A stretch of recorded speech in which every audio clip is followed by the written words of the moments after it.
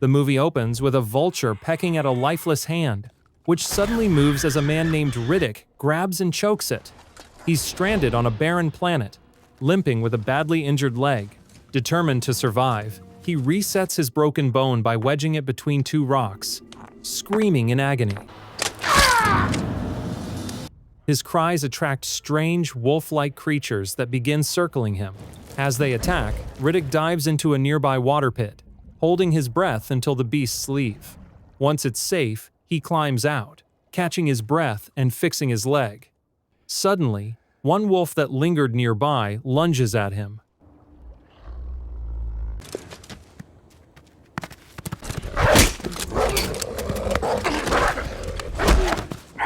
Thinking fast, Riddick throws a piece of metal to distract it, then quickly puts on his goggles and spots the rest of the pack waiting in the distance. He takes a moment to tend to his wound and sets off across the endless desert. After hours of trekking, Riddick discovers a cave with a small pool of water. He drinks deeply, finally relieved, but soon hears the wolves approaching again. Just as they reach the cave entrance, a strange creature bursts out of the water, killing one of the wolves and scaring off the rest.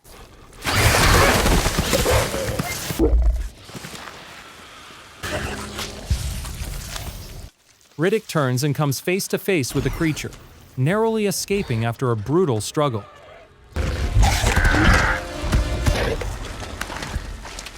Exhausted, he hides among the rocks, realizing this planet is filled with deadly life forms. Here, the story shifts to his past. Riddick once ruled as a king on his home planet after killing the previous ruler. But being king came with constant danger. Anyone who killed the king would take his place. His throne was surrounded by betrayal. One night, the woman living with him tried to assassinate him, but Riddick anticipated her move and killed her instead. Lord Marshal!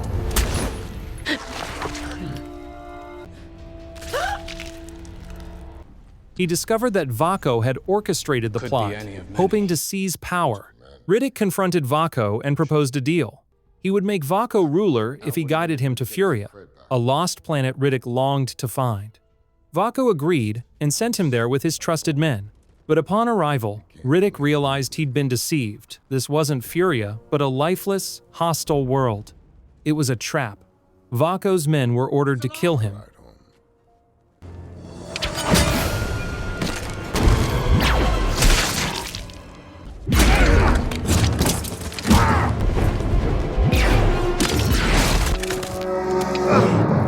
In the ensuing battle, Riddick fought fiercely, but fell from a cliff, leading Vaco's men to believe he was dead. They abandoned the planet, leaving him stranded. Alone, Riddick adapted to survive. He drank from ponds, caught fish, and endured the scorching heat. Though he despised being stuck on this wasteland, he refused to die. One day, he found a wolf cub and raised it as his companion. To harden both himself and the wolf, he began injecting venom from local poisonous creatures into their systems, gradually building immunity. If ever attacked, their bodies would resist the venom, completely part of his harsh survival training.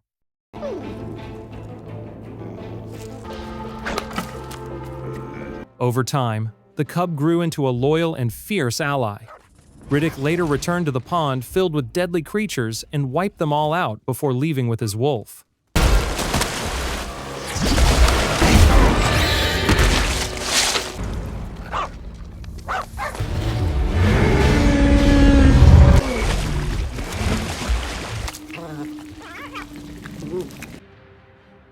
Days passed until one morning, the wolf brought him a strange metallic object, something clearly made by humans. Realizing he wasn't alone, Riddick followed the trail and discovered an abandoned human outpost. Inside, he scavenged for food and came across a magazine featuring his face, labeling him a wanted fugitive with a huge bounty, dead or alive. As he left the station, dark clouds began to form overhead. Rain. It's a good thing. Signaling a violent rainstorm, something he knew could mean danger.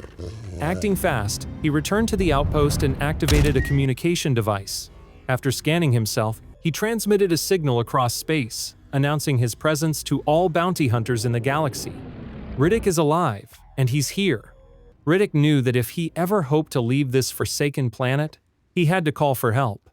He was certain his distress signal wouldn't go unnoticed, and he was right. After some time, a spaceship descended onto the planet, but the men aboard weren't there to rescue him. They came to kill him. Upon landing, the ship's commander secured the vessel and removed its power nodes, locking them safely away. He ordered his crew to guard the area closely. He knew Riddick was cunning and would surely steal the power nodes to escape if he got the chance, since those nodes were vital for the ship's operation. When the crew reached the abandoned space station, one of the commander's trusted men discovered a note. The message warned them that if they wanted to live, they should leave one ship behind and depart immediately. Meanwhile, the commander had a young woman imprisoned on his ship. Coldly, he ordered his men to release her, but as soon as she tried to run, he shot her in the back, killing her instantly. I was getting attached to her. Unbeknownst to them, Riddick was watching everything from the shadows. The commander raised his voice and declared that he knew Riddick was nearby and that he'd been tracking him all along. "You'll face me soon," he shouted, "and I'm not leaving without your head." His men were uneasy, whispering among themselves. They knew Riddick's reputation cunning, lethal, and unpredictable, and they believed confronting him was suicide. But they had no choice but to obey their leader. Soon, they began setting up large surveillance cameras around the outpost to monitor Riddick's movements. Not long after, they detected another spaceship approaching the planet. The commander frowned. He didn't want outsiders interfering with his mission. He wanted Riddick's bounty all to himself. It was later revealed that this commander was actually sent by Vaco, who still sought revenge on Riddick. The incoming ship landed beside the outpost. Its leader, a man named Johns, arrived with his female partner. Johns made it clear that he wasn't interested in the other team's business. He just wanted to complete his own mission. Wouldn't mind a little true gravity time either. An emergency beacon? You knew who that was, right? My besties here can ball with anyone. Mind, maybe we'll just pull up a chair and spectate for a while. By the way, my name Too late. But the arrogant commander refused to take any chances. Driven by greed, he confiscated the power nodes from Johns' ship and locked them in his safe, wearing the key around his neck at all times. Only then did he allow Johns to stay. Hey, I don't give a shit what they say. He's one guy. I'm telling you, this is total overkill. One night, one of the surveillance cameras suddenly went offline, destroyed by Riddick and his wolf.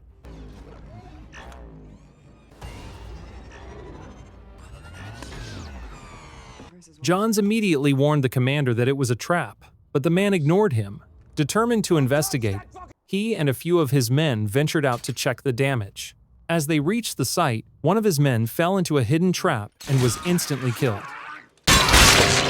Another was taken out moments later. Before the commander could react, his third companion was dragged screaming into the darkness by Riddick himself. Terrified, the commander realized too late that he had walked right into Riddick's hands. Johns knew exactly what was happening, but kept his word. He didn't interfere. Only when the shaken commander returned, desperate and humiliated, did he finally approach Johns for help. However, the commander begins mistreating his teammate, provoking the man to punch him square in the face. Johns steps in and calms the situation, assuring the leader that he'll help, but only on one condition. Riddick must be handed over to him for just one day. After that, the leader could do whatever he wanted with him. It becomes clear that Johns has his own personal reason for wanting Riddick.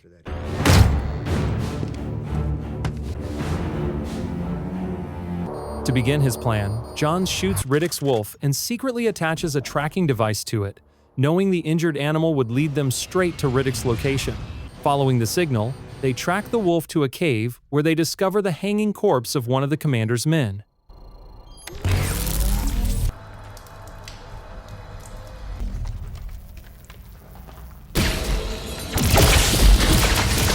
It's a setup, a trap meant to distract them. Johns quickly realizes that Riddick isn't there at all. While they're busy inside the cave, Riddick sneaks back to the space station. They rush back, only to find the place empty. Riddick is gone.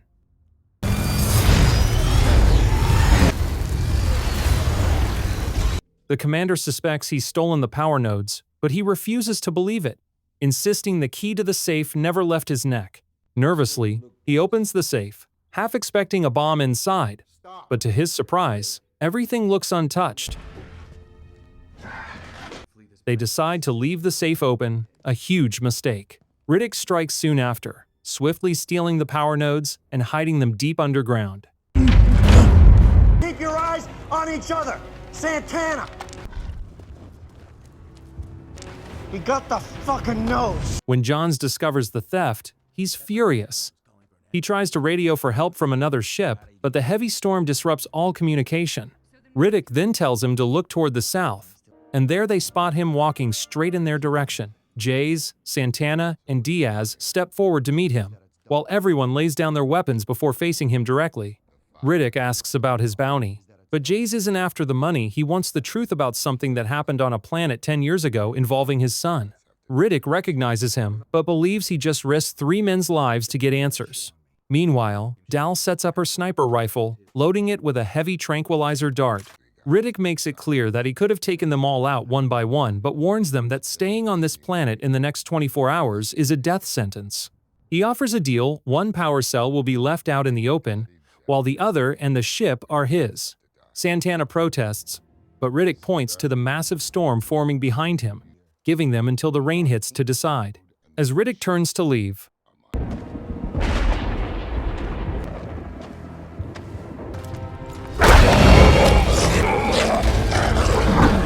Riddick grabs his blades, yet Dal shoots him with a tranquilizer round.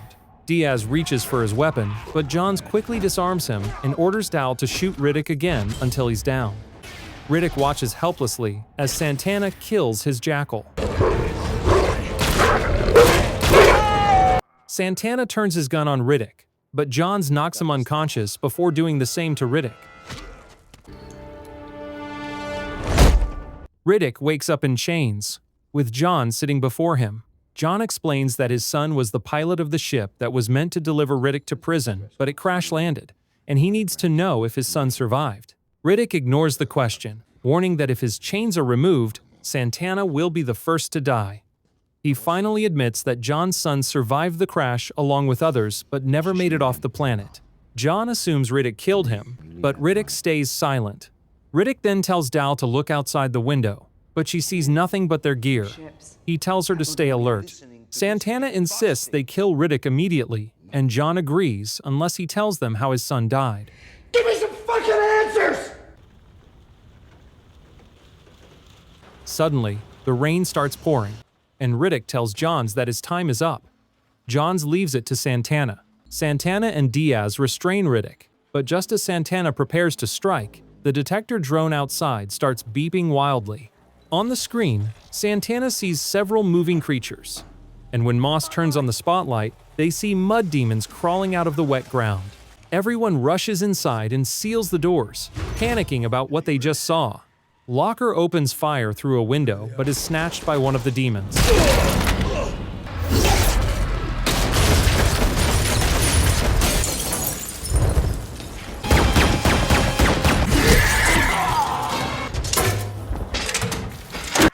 And as chaos spreads, Riddick just starts laughing. He predicts they'll eventually release him to get the power cells, and that later, when everyone else is dead, Johns will break down and end up with Dal. As tension rises, Jays steps closer, and Riddick offers a deal: 1 ship each. Johns agrees. Riddick frees one leg, but Santana blocks him with his blade, while Diaz grabs Dal to stop her. Santana tries to kill Riddick, but Riddick kicks him back, slicing his head off with his own weapon. Saying to Johns, "I'm a man of my word." They all rush out firing at the swarming demons while Riddick unlocks one of the ships. I think the angels are here. Luna starts praying, and Vargas yells for him to shut up, but Johns says they need all the help they can get. A baby demon bites Vargas, and Diaz shoots it dead, but the venom spreads fast, killing Vargas instantly. Riddick jumps on a bike to recover the power cells, with Diaz and Johns following. John tells Dal to kill Riddick if he returns without them. Riding through the rain, Riddick cuts through several demons with his bike. When he leaps over a chasm, Diaz pushes Johns off his bike, making him fall.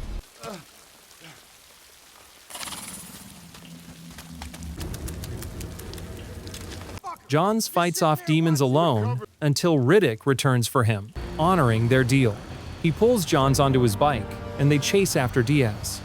When they arrive, Riddick digs up the cells.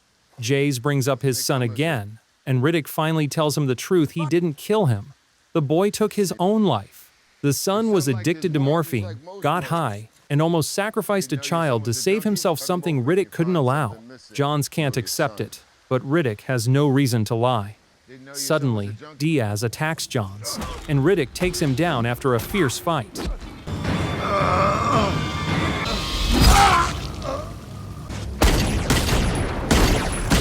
Before dying, Diaz shoots the bikes, destroying them. Johns holds Riddick at gunpoint, planning to take the last working bike, but realizes both are ruined. They're forced to continue on foot, battling through waves of mud demons. Riddick covers Johns while he reloads.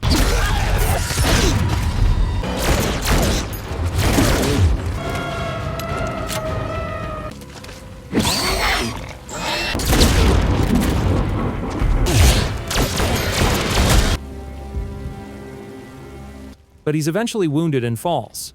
Johns tosses a grenade to protect him, but secretly takes the power cell and leaves Riddick to die. Back at base, Johns returns with the cell, ordering Dal and Luna to power up the ship. Meanwhile, Riddick cauterizes his wound using a heated rock and climbs a tall spire as demons close in. He fights them barehanded after losing his blade, refusing to give up. Just as a massive demon leaps to kill him, Johns' ship appears, blasting the creatures apart. Dal rappels down to rescue Riddick. Both ships lift off, Riddick flying one alone while Johns, Dal, and Luna are in the other. Johns tells him he'll face justice for the men he's killed, but Riddick thanks him for the head start and says he's a better man than his son before flying off into the stars.